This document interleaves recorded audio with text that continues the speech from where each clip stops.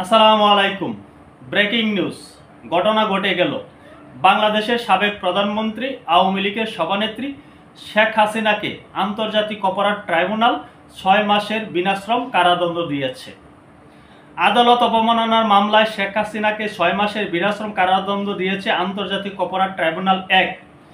জুলাই অভ্যুত্থানের পর শেখ হাসিনার বিরুদ্ধে এই প্রথম কোনো মামলার সাজা ঘোষণা করা হলো।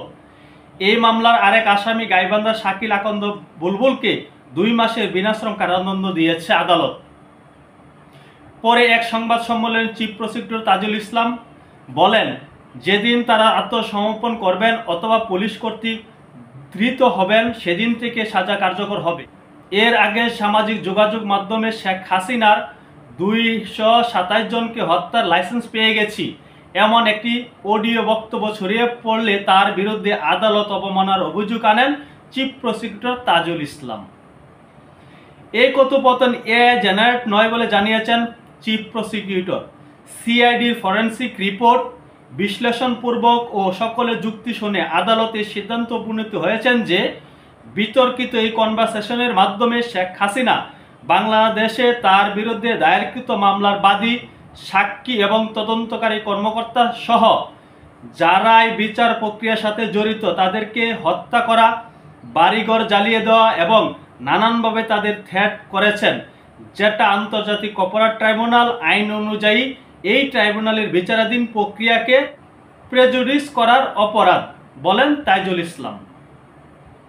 এই যে শেখ হাসিনার বিরুদ্ধে তড়িৎ গতিতে একটি রায় দিল আন্তর্জাতিক অপরাধ ট্রাইব্যুনাল 1, এই নিয়ে কিন্তু বিতর্ক শুরু হবে।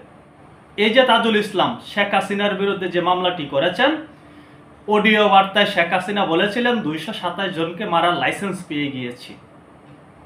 ওই বক্তব্য নিয়েও তো অনেক বিতর্ক আছে। এটি কি প্রকৃত শেখ হাসিনা বলেছে কিনা এ নিয়েও প্রশ্ন আছে।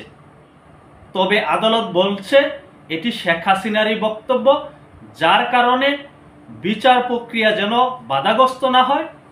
যারা এই মামলার সাথে জড়িত, শেখ হাসিনার মামলার সাথে জড়িত, তাদের নিরাপত্তার কথা চিন্তা করে আদালত শেখ হাসিনাকে 6 মাসের বিনাশ্রম কারাদণ্ড দিয়েছে। এখন একটি কথা এখানে মনে পড়ে গেল, সেই কথাই কি বাস্তব হলো? আমরা যখন আমাদের অন্তর্বর্তী সরকারের প্রধান উপদেষ্টা ডক্টর মোহাম্মদ ইউনূস লন্ডন সফরে গিয়ে বিএনপির ভারপ্রাপ্ত চেয়ারম্যান তারেক রহমানের সাথে বৈঠক করেছিলেন, বৈঠকে কি আলোচনা হয়েছিল এ নিয়ে অনেক প্রশ্ন রয়েছে।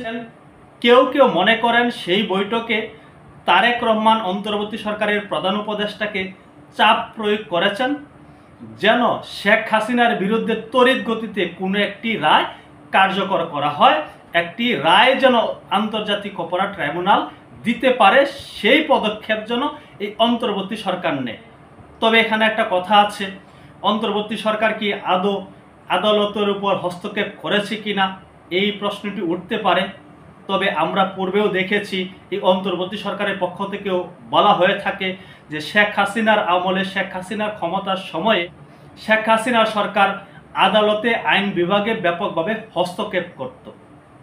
এমনই কোনো হস্তক্ষেপের কারণে তড়িৎ গতিতে শেখ হাসিনার বিরুদ্ধে এই রায়টি ঘোষণা করা হয়েছে কিনা হয়তো আমরা পরবর্তীতে এই বিষয়টি খোলাসা করতে পারবো আপনাদের সামনে। বাংলাদেশের সাবেক প্রধানমন্ত্রী আওয়ামী লীগের সভানেত্রী শেখ হাসিনাকে আন্তর্জাতিক অপরাধ ট্রাইব্যুনাল 6 মাসের বিনাশ্রম কারাদণ্ড দিল। আমরা এখন পর্যন্ত আওয়ামী লীগের প্রতিক্রিয়া জানতে পারি নাই। আওয়ামী লীগ হয়তো এই নিয়ে প্রতিক্রিয়া ব্যক্ত করবে, আর নাও ব্যক্ত করতে পারে। আমরা দেখেছি শেখ হাসিনার বিরুদ্ধে আন্তর্জাতিক অপরাধ ট্রাইব্যুনালের যে সকল মামলা রুজু করা হয়েছে বা বাংলাদেশে বিভিন্ন আনাচে কানাচে শেখ হাসিনার বিরুদ্ধে যে শত শত মামলা রুজু করা হয়েছে, এই নিয়ে আওয়ামী লীগ বা শেখ হাসিনার তেমন কোনো মাথা ব্যথা নেই, তারা এই নিয়ে তেমন কোনো বক্তব্য পেশ করেন না। তবে বাংলাদেশের বিদ্যমান আইন ধারায় শেখ হাসিনার বিরুদ্ধে এই রায় দেওয়া হয়েছে আন্তর্জাতিক অপরাধ ট্রাইব্যুনাল থেকে। দেখা যাক কি হয়, পরবর্তীতে আমরা হয়তো আরও বিস্তর আলোচনা করতে পারবো সকল বিষয় নিয়ে। শেখ হাসিনার মামলার বিষয় নিয়ে শেখ হাসিনার পক্ষ থেকে কি প্রতিক্রিয়া রয়েছে, কি প্রতিক্রিয়া ব্যক্ত করেন, সকল কিছু যখন আমরা জানতে পারবো আপনাদেরকে জানানোর চেষ্টা করব। সকলে ভালো থাকবেন।